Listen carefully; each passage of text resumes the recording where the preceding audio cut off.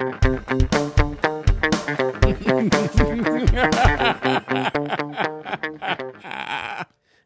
and welcome to The Villain Was Right, the podcast where we look at movies and TV shows from the villain's perspective and dare to ask, were they really all that bad? I'm your host, Craig Fay. And I'm your host, Rebecca Reeds. And this week on the podcast, we are wrapping up kind of romantic movie month, our month of February, with an absolute classic. An epic. Long overdue for this podcast. Titanic. 1998? 97? It's Titanic. Yeah, 97. There we go. Yeah. We're overdue. We've been asked to do this for so long, yes. Let me say something that I think might blow your fucking brains out. I had never seen this movie before. You'd never seen Titanic? Not once had I ever seen.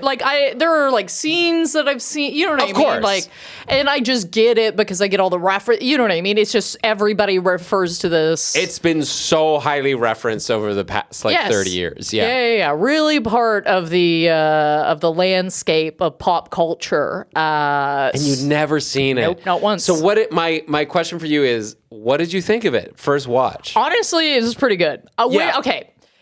It is long, okay, but it doesn't necessarily feel long. I don't know what part I would cut out, right. To be fair. Do I think, I'll probably watch this movie once more in my lifetime? Sure. You know what I mean? Yeah. But I enjoyed it. I enjoyed the watch. I was like, this is interesting. There was a lot of really cool scenes. Yep. I could see where the money was spent, if that makes any sense. There were a lot of really cool scenes. There was good tension building. Good acting. Great acting, yeah. I was in. I liked it. Yeah, same. And by contrast, I had obviously seen this movie before. How many times do you think you've seen this movie? 3 or 4. Okay. Not a ton, but I remember when this movie came out in theaters, this was the biggest thing. People who did not go to the theater to see movies went to the theater to see this movie. My parents. Did they have an intermission? No, it was, I believe it was 3 hours straight through. Okay. Which isn't that long for a movie now, weirdly enough, but suppose. It was super long then. Oh, yeah. Super long. You had the 2 VHS tapes. Yes. It came in like a pack. They couldn't I worked at Blockbuster. They couldn't contain this movie. You had to elastic the 2 VHSs together. Yeah, that was the whole thing. But I went with a group of friends from I don't know if it was grade 7, grade 8, or grade 9, somewhere in there. Mm-hmm. And I was just a bunch of us went to see it because everybody had to go see it. It was this momentous thing. And I think that's why I was kind of resistant to it. Sure. Because when I was younger, all of the girls around me were always like, oh my God, Leo. Oh my God, Leo. And I was like, fuck Leo. Yeah. Okay, fuck that man. and that's kind of what I was thinking was how much of this movie is going to be that it was caught up in the mania and the hype and we just can't get over how much we love this movie or how much we love Leo or Kate Winslet or whatever it is. And how much of it is that this movie is good, and rewatching it now, especially with your bonus episode that you picked this month. I had to watch Titanic and Geely back to back. That is such a swing, dude. That is such a fucking swing. Oh my God, that's so fucking funny. Massive swing. And I was just oh, no, James Cameron is a good movie maker. He knows what he's doing. Oh, yes. No, this movie does slap. Okay. Yeah. I could see why. I'm assuming it won several awards. Best Picture. Yeah. And I think deservedly. So this was the most expensive movie for a while, I think. Yeah. And it made its money back easily. It was people seeing it from this doesn't even happen these days where it's it was number one for, I want to say, weeks or months. They kept re-releasing it in theaters. I think it was in theaters for a year. That makes sense. It is. It is something that would be interesting to watch in a theater, I think. Yeah, it is. Because it's a spectacle movie. It is a spectacle movie. Yeah, it is actually very weird too, because I watched this in 2 parts just because, like, not because it wasn't good, but because I was busy doing other things. And it's like, I literally watched the romance part and then the disaster movie part. Like, Which is how they split it on those VHS. Yeah, exactly. I think more movies should have intermissions. Actually, I do think sometimes I need to get up. Let's go out to the kitchen. Let's go out to the kitchen. Let's go out to the kitchen. Get yourself a bagel with cream cheese. You probably pop. don't. Yeah. I don't know. You don't have M&Ms and popcorn at home, so I don't know what you're gonna get. But guys, if you have not seen Titanic, me, probably like Rebecca, you could piece it together with just you know all the what parts. it is. You know what time it is. But basically, what we do is we start with actually we start in modern day. They're taking submersibles down to the Titanic. Bill Paxton is looking for the heart of the ocean, which is like this diamond. And they find a safe, but lo and behold, the diamond isn't in the safe. Instead, they find a picture of a naked lady wearing the diamond. And it turns out it's this old lady who they fly out to the ship, and she starts telling them this story, where she says, it was 84 years ago, and I can still feel the pain. And we jump back to 1912. We're introduced to Rose DeWitt Bucketeer, I guess, Kate Winslet. She's rich. Her fiance, Cal Hockley, played by Billy Zane, they're getting on the Titanic. They're going to Philadelphia to get married, and they're all rich and hoity-toity. And we're also introduced to Jack Dawson, played by Leonardo DiCaprio, who wins his tickets on the Titanic in a poker match, and him and his friend get on board what a rascal. Third class. And it sort of progresses, and we find that, like, she's not very happy with her life, and like that she's going to end up, married and miss out on all these adventures and stuff. So she tries to jump off the back of the Titanic, and Jack sees her and is like, don't do that. I'll have to jump in after you. Talks about how the water's so cold, whatever. Anyway, he saves her. They try and arrest him because he thinks that he's, doing bad stuff to her, but he lies and says she slipped, and they invite him to dinner, and all the rich people are trying to like embarrass him, and he's just like, I'm just gonna fucking roll with it. And then she sneaks away and goes and parties with him, like in third class, where there's like drinking and fiddle music, and actually sounds fucking tight. That's my kind of party. You know what I mean? Oh yeah, that's my kind of party. Absolutely. And then her fiance gets like all mad at her, being like, "You're slumming it. You're like hanging out with this guy. You're leaving me. You're looking like a fool." And then she again once again is like, "Actually, you know what? Paint me like one of your French girls." Strips naked and gets him to draw. He's an artist. Sorry, he's an artist. That's established. That scene would be a lot more comical if he wasn't. Yeah. It's a caricature. Honestly, great for, like, if you know you're going to sleep with this person, great first date move. You know they're not an artist, and you're just like, paint me like one of your French girls and make them draw you. Great. Oh, With they should do that TikTok trend, but everybody's naked. Draw me like one of your French that'd girls. be amazing. Yeah, tasteful nudes. Tasteful nudes. Tasteful. And that's honestly pretty tasteful nude. Oh, no, it was a tasteful, a very tasteful nude, But she's wearing the diamond that her husband, or her Billy Zane got her. I'm going to call him Billy Zane. I know he's got... It's, weirdly enough, it's Jack and Rose. Yeah. But it's Billy Zane. It's... Leonardo DiCaprio and Kate Winslet, far more famous, but it's Billy Zane. It's Billy Zane. It's Billy Zane. And so Billy Zane gives this to her, and then she wears it, and then they run around the ship. They fuck in a car. Hell yeah! And then the Titanic, spoiler alert.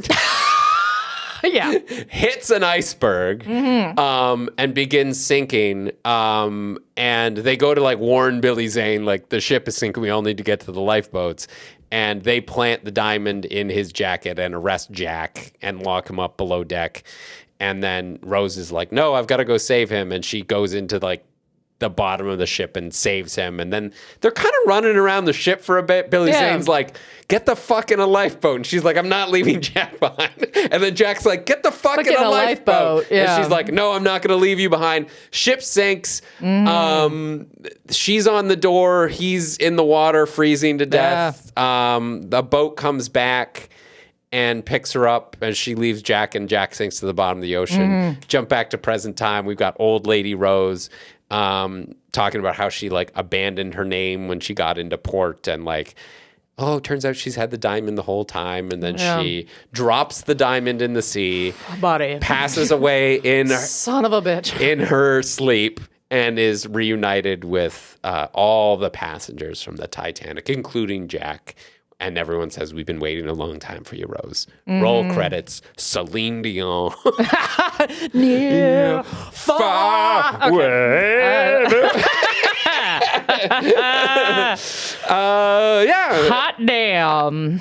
And they all live happily ever after? Nobody lives happily after this. This is a tragedy. This is... It is sad at the end. It's a bummer. I cried. Oh, I did not cry at all. Oh, I teared up. Wow. All I kept thinking was, you dumb bitch. If you had got on that boat, that man would have survived. Do you want to start with that? Yeah, fuck you. Okay. Jesus Christ. Because a lot of people make the argument, and I remember that a lot of people made the argument that, like, there was more room on that door. You could have fit both. No, I don't think you could have, actually. I think if you get two people on that door, the door is gone. Okay, it's six. Okay. I don't think there's enough room on that door for two people. Here's the other thing. This is a plot hole that does not exist because it's in the movie. What do you mean? He tries to get on the door with her, and it capsizes. Oh, yeah. They showed him trying to get on it. Yeah. It's not a plot hole whatsoever. It's not. They showed him trying to get on. It's not going to work, so she does it. Yeah, like, I was watching that like, who the fuck has ever made this argument? That's dumb. Okay, that's not a plot hole. Okay. It isn't. I'm sorry to the people that believe in that. But no, go back, watch that scene again. He tries to get on and he can't. No, it's not happening. Well established in the movie that there's no way that he can get on. You know how much room would have been on that door if she was on a boat? All of it. All of it. All of it, okay? It is so unbelievably fucking dumb that she doesn't stay on that boat. The lifeboat? Yes. Oh, that she jumps off? Jumps off. Yeah. You dumb cunt, okay? Holy fuck was I mad watching that. Right. I was like, because this man is... In a sense, one of the greatest survivors of the movie. Okay, he is Jack. Jack. Okay, he gets on a boat that he's not even supposed to be on. He kind of he knows all the little backways. He knows how to move around properly. He gets himself invited to a first class dinner. Yeah. You know this man is a survivor. Okay, this man. If anybody could survive off of that boat in the force of this movie, it is that fucking kid. He's finding a way.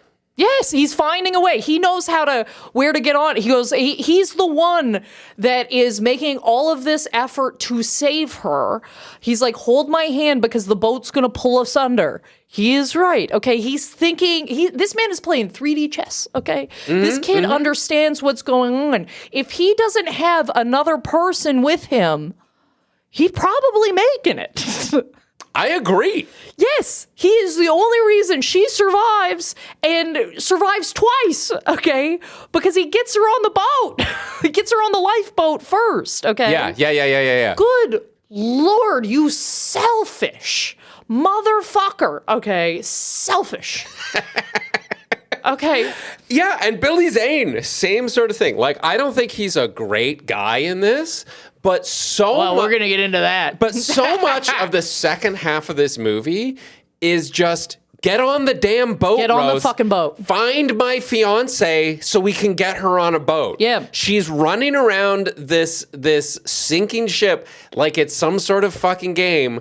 I don't care. And there's that one scene where they do finally convince her to be on the boat. Yeah. And he goes to her. We have an arrangement with a guy on the other side. I'm going to make sure both of us get on there. And Jack knows he's lying, and Billy Zane knows he's lying, and it doesn't fucking matter because both of those men know that it's better to lie to her and get her on that lifeboat than it is that they survive.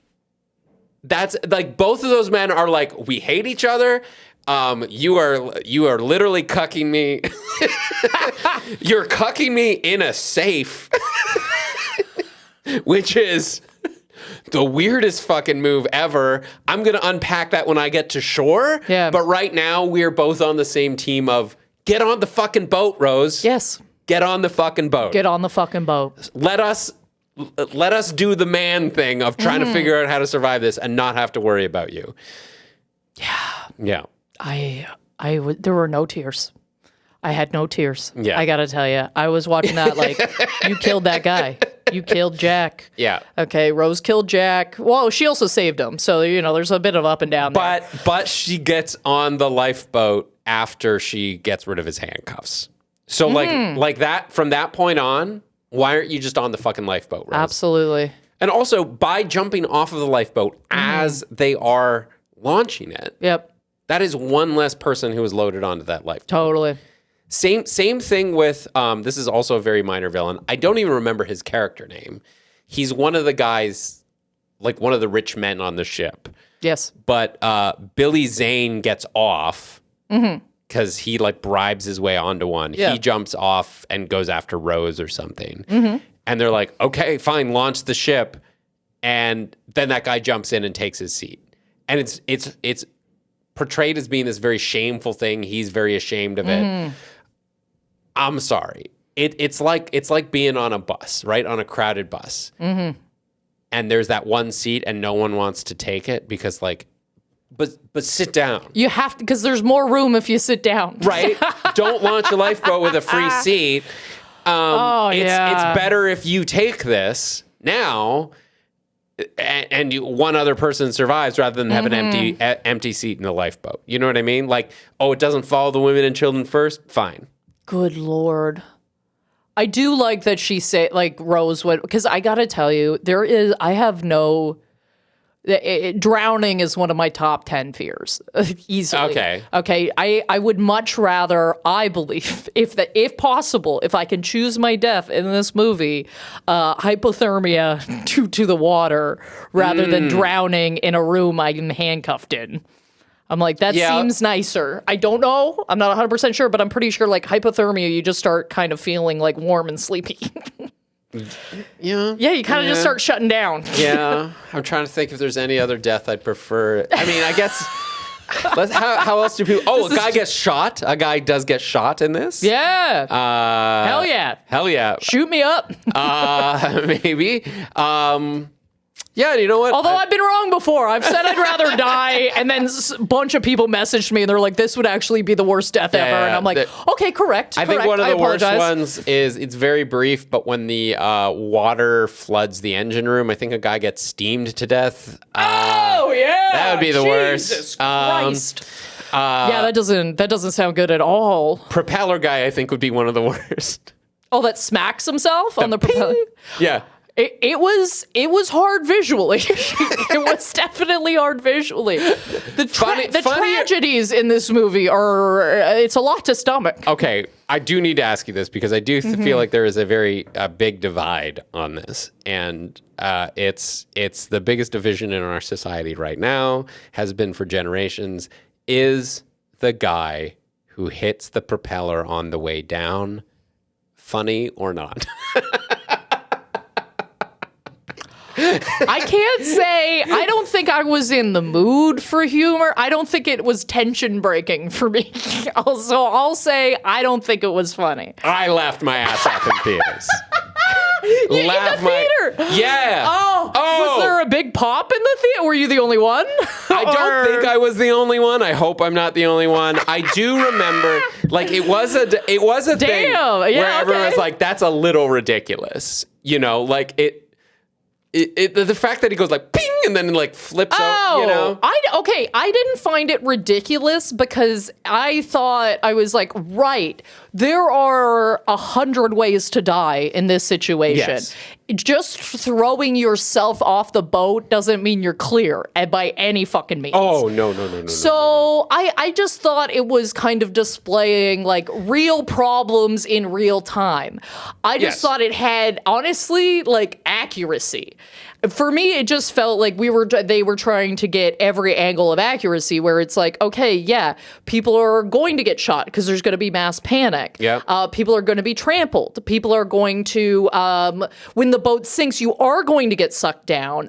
When you jump off, you might hit something. When we're releasing these boats, there are problems with the ropes and with people panicking, and we have to go properly and at the same time. Like, I just kind of thought that was one of the other ways we were displaying. All right. I'm not saying it's not enough. Like, No. if you find it funny, find it funny. Absolutely. You and I fell on different sides of that, because let me tell you, I laughed, and a whole bunch of other people, I think, laughed at the time. Yeah. Jump in the comments. Let us know. When you first saw this movie, what did you think? Yeah. So to get into the villains a bit more, obviously, because I feel like we've talked a long time without even getting into it. No, we talked about Billy Zane a little bit. Oh, yes. Okay. So here's where I'm going to hang my hat on, which is this unreliable narrator. Okay. We're listening to this entire story through Rose. Okay. Very true. And we know she's an unreliable narrator because she lies several times, and that is proven. Okay. Like, she indicates that they didn't say, she was like, no, we didn't hook up. Like, we didn't hook up. That's kind of what she just says to these guys. She's like, no, that's not a thing that happened. Not then. I'm a well-to-do lady. You know what I mean? Secondarily, she lies about the necklace, which I think is the most unhinged part of the whole thing, is throwing a priceless jewel that the guy you love didn't even give it to you.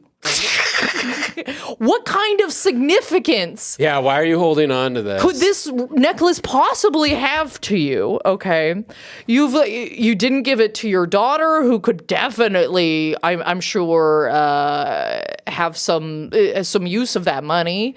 You're not giving it to a museum. You're not giving it to anybody historic. Like, you're not carrying it on. You have this idea of, like, if I can't have it, nobody can.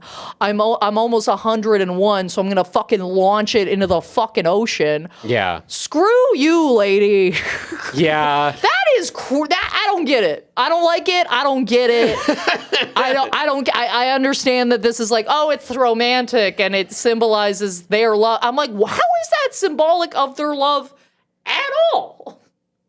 Yeah, I don't get the metaphor. No, I don't get it. I don't like it. You have a full crew of people, okay, hundreds of thousands of dollars minimum, going into trying to find this thing. Yeah. And you don't even call it off. You don't even call it off. You go, no, fly me over there at your expense. So that maybe I can tell this tale and you can understand better maybe where to find this thing. I'm going to bring my fucking fish to a boat. No, Rose is the villain of this whole fucking movie. I don't give a shit, okay? Unreliable narrator. Yeah. Okay? You're dressing this, in my opinion, dressing up this other man, and I'm only doing this from the viewpoint of this movie, and I need you to know that I do not support any sort of abuse, okay? But I would be wary of anything that comes out of a 101-year-old woman's mouth. Also, this is the first time you've told this story in all these years. She also seems... I never told this to my husband, who I eventually married and was presumably very happy with. I had children with him and lived a life, and we sort of see those photos of, like, look at her riding a horse and going to Africa and, like, all these, like, fun adventures. And presumably flying. I imagine she hasn't been on many boats again in her life. But yeah, and grandkids and everything like that. It's like, and you've held this flame. You've held this flame for 84 years of a boy that you've known for 2 days? I don't really know what the timeline is for this. It's like 1 or 2 days. And okay, let's assume once in a generation love, right? Like, just, she says, he saved me in every way a woman can be saved, spiritually, sexually, physically, whatever it is. And you've never told this story? Never? Yeah. Like, you've never been like, look what he did for me. He saved your life. Yeah. Twice. Also, there's no record of him on the Titanic because he was basically a stowaway or he had someone else's ticket. So like nobody really knew that he lived or died. And you haven't told his story until now? Why? Why now? Because someone was like, oh, right, the diamond. Yeah. Oh, they're going to be looking for it now? Come on. Fuck off. I'm an unreliable narrator. You want to hold on to that diamond, that's fine, but you tell that story. This one was smiling when she was like, yeah, and then he killed himself. I heard he killed himself. I was like, holy shit. Yeah. Oh, yeah. Billy Zane hit hard in 29 and killed himself. Yeah. Anyway, guess he probably wouldn't have to kill himself if he had this diamond. Yeah. And so you're right. So a lot of the things, Is he abusive in this? Yes. Yeah. Okay, and I will say if this is just straight up, if it's like, yes, that's exactly how things went down. This is exactly how it happened. I don't like, well, Billy's at Cal. I don't, ugh. Okay, yuck. All right. Yeah. Everything he does, everything. There's like small things where I'm like, well, I agree with you there. Okay, but I don't agree with any of the abusive stuff you do, obviously. Okay. But there's very much this vein of, he's stifling me. Like he doesn't have, so he buys all the art that you like. Even though he doesn't get it. Even though he doesn't get it, brings you around. He doesn't want you sleeping with other men. She is so rude to him. Constantly. In terms of like, there is that one scene and he goes, we are all but married except for for all practical purposes, we're married. Yep. Right. We're engaged. We're soon to be married. Mm-hmm.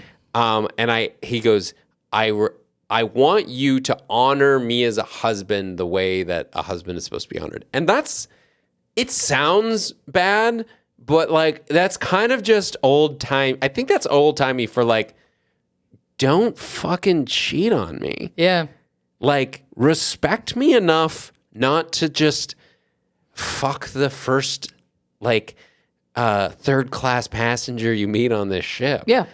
And they know there's something wrong from the jump because his assistant or his right-hand dude is like, hey, I know these two are lying about the events of this saving because this man had his jacket off, his shoes off.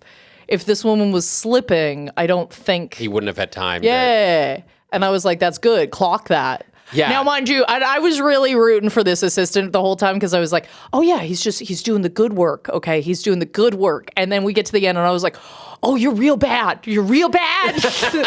I was with you for 75% of this movie. And then he locks the guy up to drown. I was like, fuck. Okay, he was being a real cut. Because I understand if you're the right-hand man of this very rich guy, and you're like, okay, well, his soon-to-be wife is clearly messing around on him, doing some crazy shit.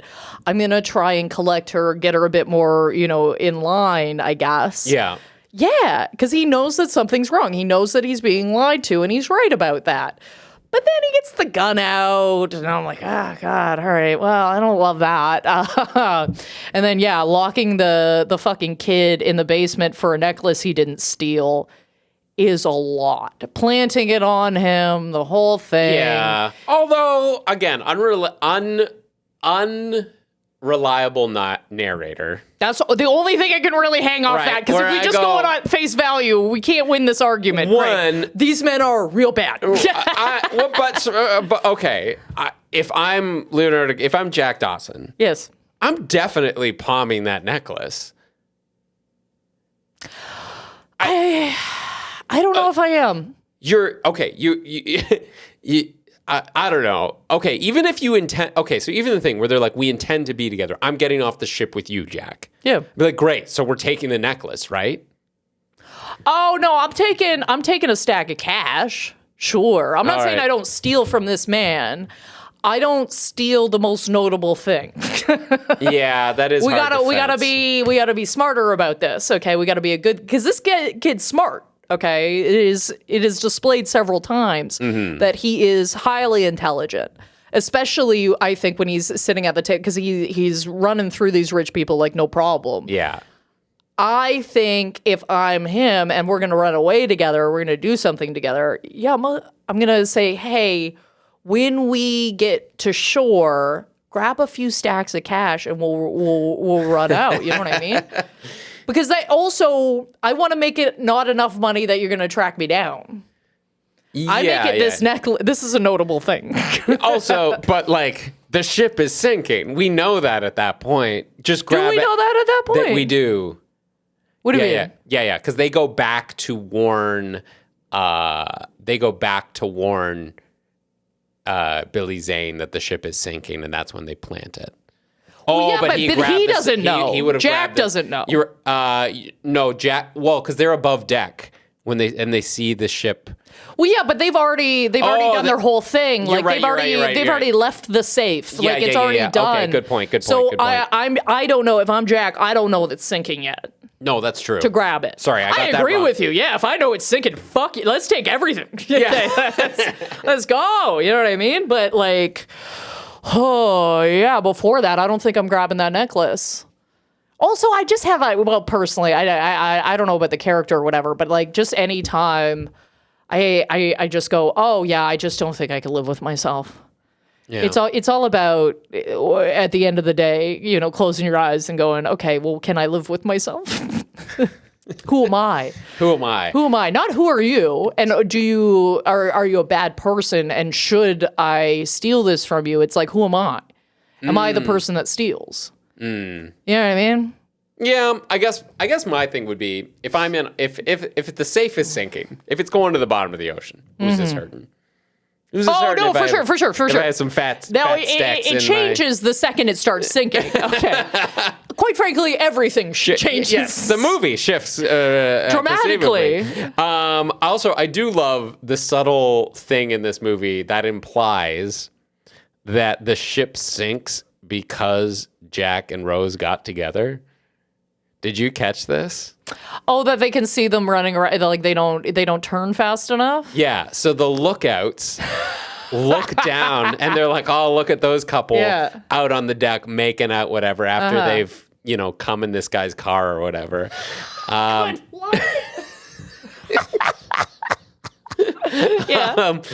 they like run up deck and they're like, and they're like, oh yeah, wouldn't that be nice? I don't know, like this. Yeah. And then they turn and are like, iceberg. Yeah. So it's like, and then they just the ship barely glances at. So like the idea being if they had called like 3 seconds sooner, they would have just missed the iceberg. Well, that, and I think, I believe the movie wants you to go, okay, but it was a series of small things that added up to this tragic end.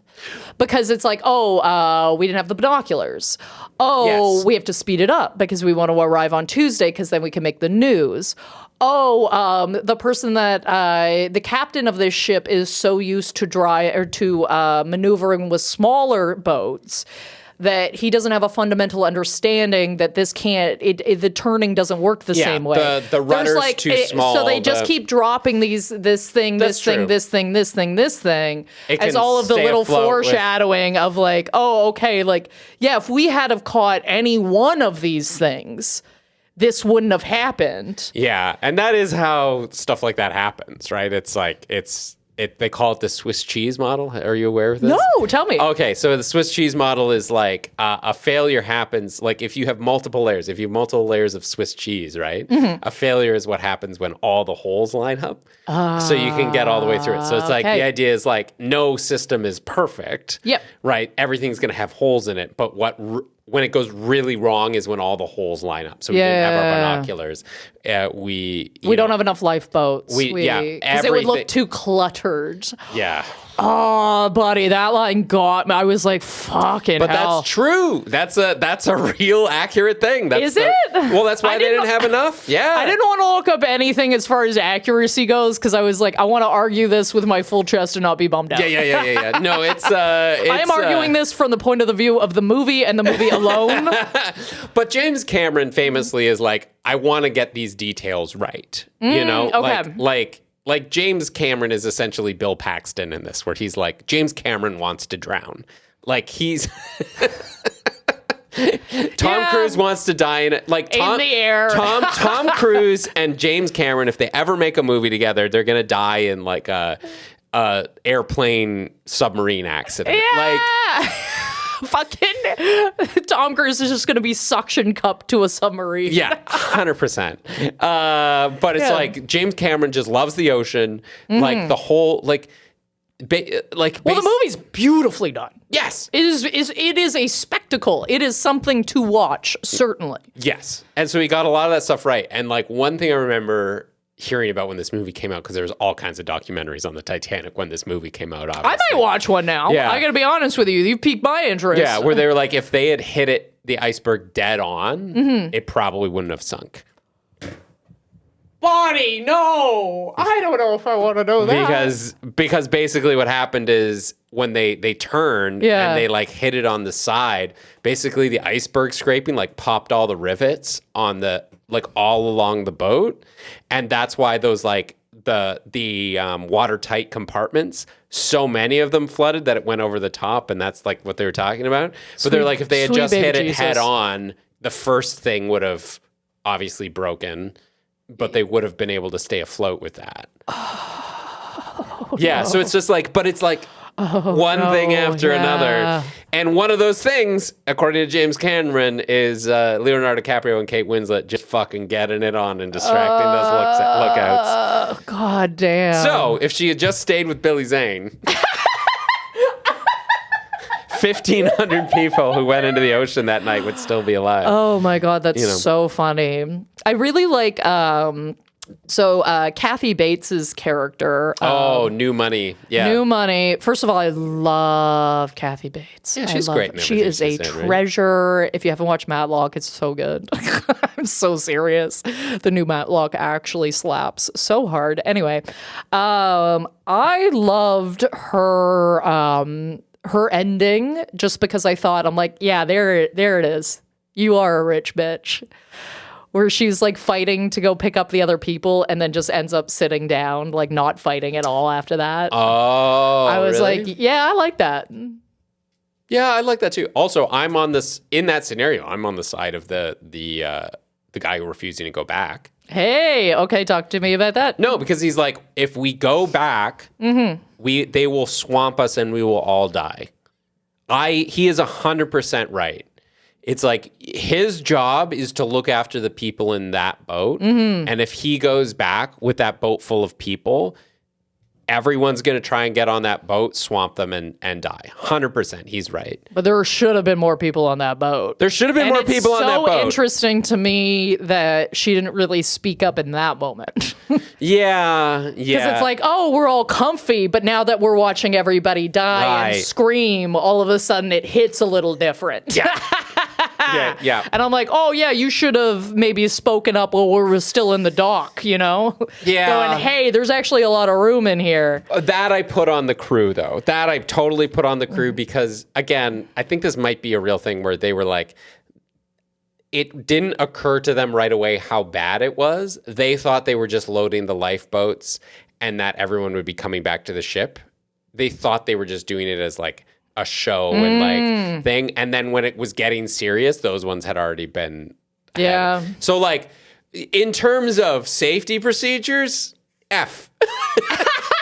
Titanic, maritime safety, no, they failed. It's pure hubris. Is the Titanic like obviously they build it as the ship that couldn't sink, but to I'm sorry, that just like it can't be sunk. You're begging for it at this point. Just standing with your full chest, being like, this is an unsinkable ship. And I love the line. It's like, it's made out of iron. I assure you, it can sink. I'm going to make an argument against their love. Excellent. This is, in my opinion, one of the strongest examples of vacation love I've ever seen. Oh, you don't even need to. Yeah. Y'all are on vacay. Everybody's good on vacay. Okay, I'm telling you, that ship makes it. They hit those shores. This is not the same. they want to live very different lives. Absolutely, they do. And I think they would separate. I don't think they'd be going the distance. This is not a lasting love. Are you kidding me? No. No, the second a bill hits the floor, all of a sudden we're upset. Okay. You know who's another villain that I am going to defend is her mother. Number one, okay. The first real sign we see of like villainy is her not wanting her daughter to smoke at the table. I don't care how punk rock you are. That's disgusting. Yeah. Never smoke at a table. People are eating. It's 1912, but yeah. We are eating in here. I think that is something that bothers me so, like, and I know it's such a small, stupid detail, but it drives me crazy anytime I see somebody smoking while somebody's eating beside them. Yeah, I agree. And she says, like, Rose, dear, you know how much it upsets your mother. And this is another thing where I don't think Billy Zane is the bad guy, where she's blatantly smoking in front of her mother at the dinner table. And he goes, yeah, she does know that bothers you, and takes the cigarette and puts it out. Like, that can be interpreted as a little controlling, a little condescending, whatever it is. But he's also being like, you're being a bitch to your mother right now. Yeah. You are purposely trying to be difficult for the sake of being difficult, and I know what you're doing.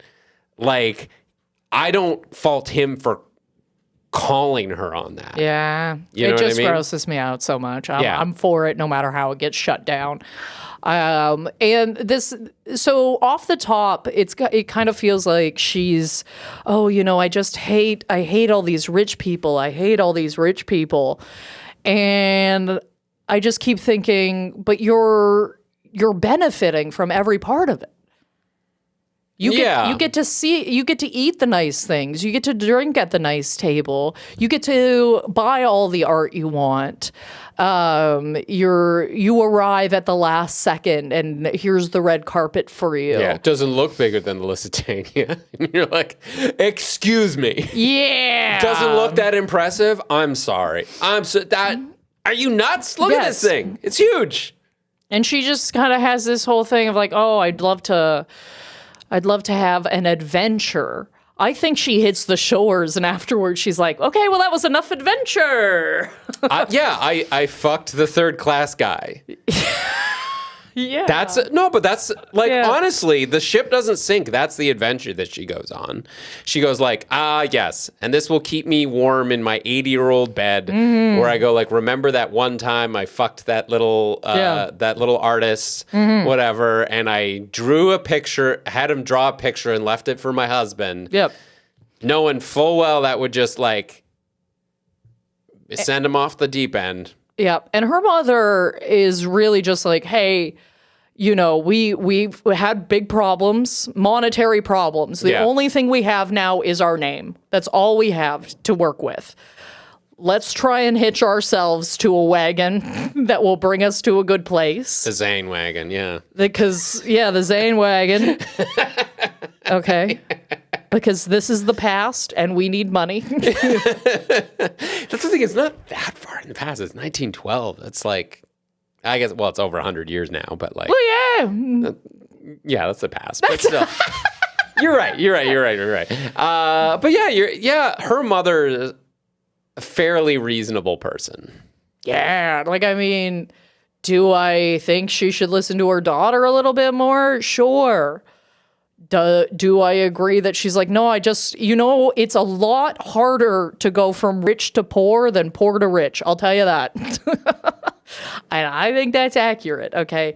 I think that's also why I didn't feel strong emotions, because I was just like, most of these people real rich. Yeah. And the movie does also make comments on class. Oh, right? absolutely. Like where they're like, we've locked the third class passengers in the bottom of the ship. Buddy, that was so hard. Now that's heartbreaking. That was really hard to watch, having all of those people locked up on the lower floors. Yeah. And the little kids children. And the Tiranog and Land of Tiranog. Oh, yeah, the frozen baby. I was like, I beg. I can't. This is a lot, man. Oh, she goes and asks the captain. This is a sad, sad movie. Don't watch this unless you want to be sad. Yeah. I will say this. It's a human tragedy. And I will say. Absolutely. For as much as we're dunking on it and we're like, yeah, ha, ha, ha. No. This is a very sad and beautiful movie. Yes.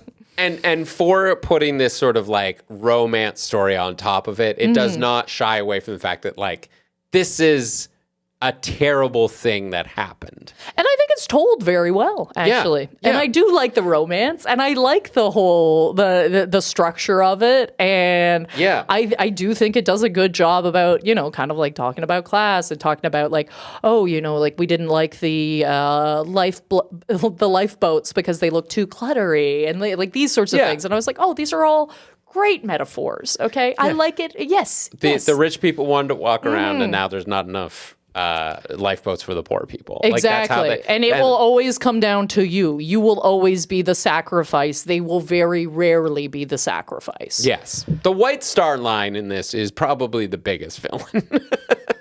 Yeah. Right?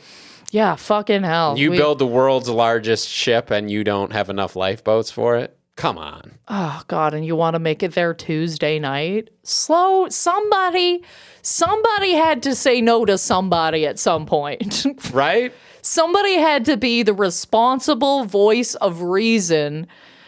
This is not too big to fail is not a thing. It's not a thing. I think the word Titanic has even become synonymous with that, Rebecca. It's not a thing. It's so weird to think, Titanic just used to mean big, right? It's like a Titan, like big, Titanic.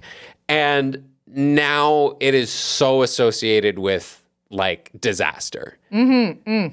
Like I would never say this was a Titanic success. I would say it's a Titanic disaster. Yeah. A disaster of Titanic proportions. Yeah. It means both big and terrible now, which is, I mean, that's an accomplishment. To make a fuck up so big that you're like, it's changed the English language. Oh, yeah. Jumping the shark. Yeah. It changed a word that we've had since Greek mythology times, right? Like the Titan, like Revenge of the Titans or Fight of the Titans, right? Like the Titans were gods, right? Okay. And like that. I know so little about language, so you're just letting me know, buddy. I don't fucking.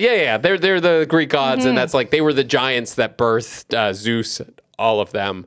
Then for it to be like 1912 for the next 100 or so years, that just means an absolute huge fuck up. Yeah. Good Lord. I'm gonna do my closing arguments. Right. My closing arguments on this is basically I actually do think Rose might be the biggest villain because she gets, especially I would argue old Rose is the villain. She gets these people to fly her out there so she can tell her story. She lies about certain things, okay? And most importantly, and the biggest lie about not having that, she takes the fucking necklace with her so she can fucking chuck it over the side of that goddamn ship, okay? And how many other people died for that diamond, by the way? Anyway. Well, exactly. And, okay, you know what would have, I think, really, really honored Jack's memory is if she had have sold that and given that money to charity, given that money to people that were in the same position as he was in, that he had to, scrape by his whole life, okay, had to go from place to place.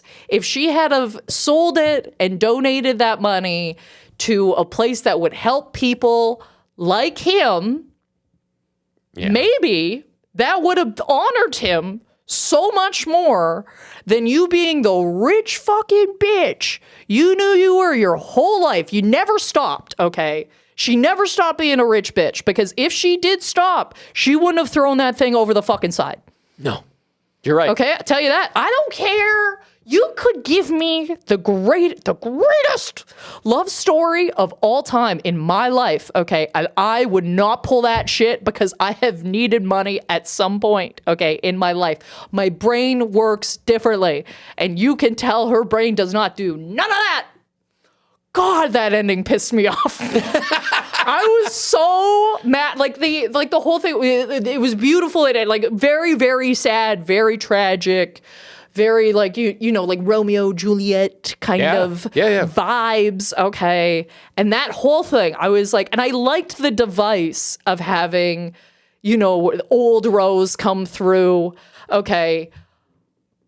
But I can't stand it that she threw that fucking necklace off the side. I can't. It's so hard for me to swallow it, Craig. There are how much does that thing cost? Because if you're looking it's priceless. It's priceless. People are like literally pouring so much fucking money, their life, okay, into trying to find this fucking thing that's in your goddamn pocket. Oh, I hate you.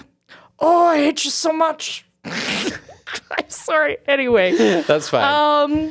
What are your closing thoughts, Craig? My closing thoughts are that Iceberg's gonna iceberg. Oh, yes. Sorry, we did forget to say Team Iceberg. We did. The greatest villain of the movie is the iceberg. It's the North Atlantic during iceberg season. You know, I'm going to be here. You know what? And hey, maybe if you weren't burning so much coal in these giant, in these giant seafaring vessels. I'm just saying, maybe that's going to come back and bite you. Maybe there's going to be a couple more icebergs floating around because you're burning all these fossil fuels. Industrial revolution, right? This is. Sorry. Industrial revolution causes icebergs fight back. This is icebergs fight back. This is a polar ice caps being like, fuck industrialization, fuck pumping carbon in the atmosphere. Dude, we should have started there. I love that. That's fucking hilarious. This is nature fighting back. You're pumping CO2 in the atmosphere. Well, guess what? I'm an iceberg. I'm coming down into your yard to play. Oh, what's that? You can't build a steamship that can withstand me? Yeah. Well, then fuck you. I'm going to melt my ass all the way down to the equator, and I'm going to take all y'all with me. I love it, Craig. Hell fucking yeah. And with a little passion. That's the only argument I have for that. No, perfect. Iceberg's gonna iceberg. No, I'm not even gonna yep. Send it. We're done. Okay, Signed, Craig. sealed, delivered. There we go. I'm excited to hear your scale. Oh yeah. So I've got I ranked it the physical manifestation of hubris scale. Oh wow! Yes, sir. So from the Tacoma Narrows Bridge, you know, the one you've seen the video of it like shaking. Oh and yeah, okay. All the way up to Chernobyl. Damn. I'm going to give Cal, aka Billy Zane, a Titan submersible. It's a rich asshole, but it's basically just someone screaming, "Get on my boat! Get on the fucking boat, Rose! Fucking boat, Rose!" Okay, I've got the like love scale, like the dating scale. So from like a normal date, regular business, okay, dinner and a movie, right, all the way up to vacation love. I am going to give Billy Zane a rave goddess while you're on MDMA. Okay. You need to learn how to control yourself, buddy. This is going to go away. And team, before we get to our heroes and villains of the week, as always, there's a couple of ways you can help out the podcast. We are on Patreon, patreon.com/thevillainwasright. You can get, if you are on our top tier, you get 2 bonus episodes a month. And like we said off the top, this month my pick is Gigli. So if you want to hear us Absolutely. Just crucify that movie. Like it hasn't been done before. But yeah, we're going for it. I made Craig watch that movie. You can head on over to Patreon. We also have ad-free tiers. We've got audience choice. Oh, very important. If you want to get your voice heard, head on over to Patreon. And if you'd like to get in touch with us. Yeah, you can get in touch with us on pretty much any platform of your choosing. Villain Was Right on Instagram, TikTok, and Facebook. Also, if you want to email us, that's probably the best way to get suggestions to us. villainwasright@gmail.com. We do read all the suggestions, and we do try and get back to people. We swear to God, we've got some time coming up in an airport. We're gonna try and get back to a bunch of you. But we do take your suggestions. We do write them down. So villainwasright@gmail.com for that. And thanks so much for listening. Thanks for sharing it with your friends. And now it is time for the heroes and villains of the week. I've got a pretty light hero this week, which is I was babysitting my niece and nephew a while ago. And, we were playing hide and go seek and all the rest and just having a good time. Comes time for bed and it's like, okay. They get in their pajamas and my one niece is like, okay, well, read me part of this story before I go to bed. I'm like, great. So we all sit down, like the three of us on the side of a bed. And it's this How to Train Your Dragon graphic novel, right? Great. Like, yeah. And so I don't know what's going on. I haven't read the first 2 chapters of this. I'm just kind of doing it. But I'm like, I'm fun, Uncle Craig. I'm gonna put a little spice on this. I'm gonna read this as good as I can. So I'm sitting there going, I forget the character's name, but he goes, "Hark, is this a dragon?" And I'm like doing all this, and my nephew just turns to me, and he goes, "You're yelling."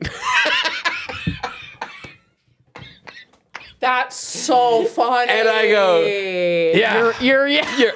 I was trying to give the performance. I was trying to add a little spice to this and like, like a lug nut. Calm down. Yeah. It was like, and like, they're like, you're yelling. And I'm like, okay. So lug nut and the trees said this. This is toothless. And I'm just like, but I'm like, they're Viking. That's so funny. Just having a kid look over at you being like, listen, you don't need to do the voices. This is a little much. It's a bit much. If you could relax, just a touch. Okay, that's so fucking funny. This is a little too loud for bedtime, Uncle Craig. Oh my God, that's so funny. So I've got a villain this week. The villain is actually just largely the snowstorm we got. But so we had like a couple of snowstorms back to back to back, and the last one being the fucking worst one, where it was insane. But it was starting to kick up on like a Saturday night, and then it got really, really, really crazy the Sunday morning. But the Saturday night I had a gig. And as you know me, I got my license last year. So I'm not super good or seasoned at driving in the snow. Mm-hmm. And Saturday night it was still pretty bad. It was bad. Yeah. So, I even had I had tickets to something on the Sunday and it got canceled mid-Saturday because they were like, the fuck not, don't come out. Do not leave your home, right? So I've got this gig on Saturday, and so I messaged the guy running the gig, and I say, hey, and I'm a replacement for somebody on this gig, right? So, I'm already I'm in it, okay? I feel like I am cornered, and I feel like I cannot cancel. So I asked the guy, hey, I just need to triple check because I'm getting all these emails about cancellations. Nobody's leaving their house. Everything's warning, do not leave unless you have essential travel. And he goes, no, we're still on. Come through. And of course it starts really starting to kick up the closer and closer I am getting to this timeline where I have to leave. So I'm like, okay, I'm starting to really panic because I'm somebody I can't fucking cancel. I'm mentally unwell. Okay, it is an illness. I feel like I can't cancel, especially on work.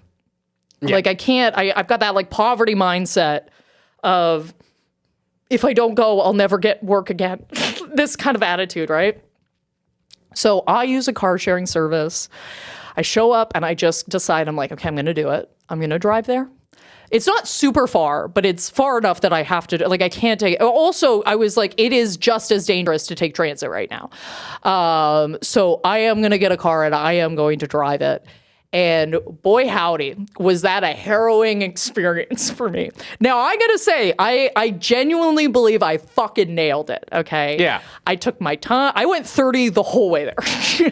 I went 30. I did not go on the highways. I did not give up. I was like, if I get up to any other speeds than 30, I'm gonna fucking lose my mind. So it took me twice as long. Like, this is supposed to be like a half hour. It took me a full hour to get there, and I didn't give a shit.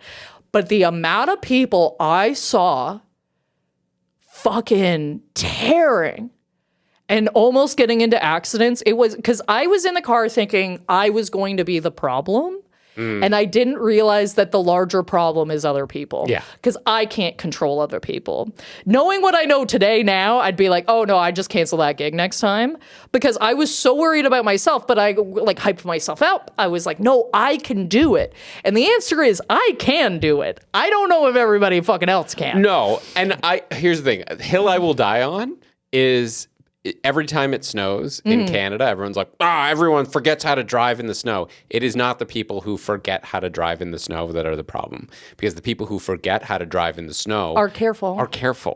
They're slow. They're slow. They're taking it easy. I'm getting like overtaken by like SUVs and fucking trucks. Those are the people who think they haven't forgotten how to drive in the snow that you see 3 blocks down the road into a fucking ditch because you can't. Because you're like, what was this slippery changed? Yeah, that's why we're going slow because every single intersection you're at, it's a new fresh hell. Yep. What the fuck are we talking about? Anyway, the villain is Snow and the hero is me. But I did it! You did it! God damn it, I am a champion of driving.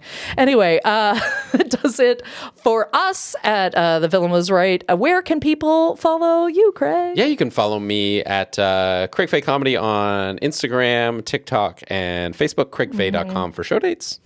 And as always, you can follow me at Rebecca Reads on any platform of your choosing. Just check us out next week for another great episode. And this is The Villain Was Right, reminding you that Rose is a cunt.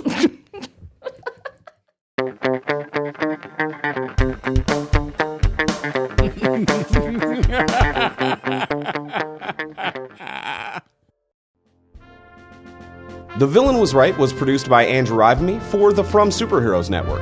For more great podcasts like this, as well as YouTube series, webcomics, and so much more, visit FromSuperheroes.com.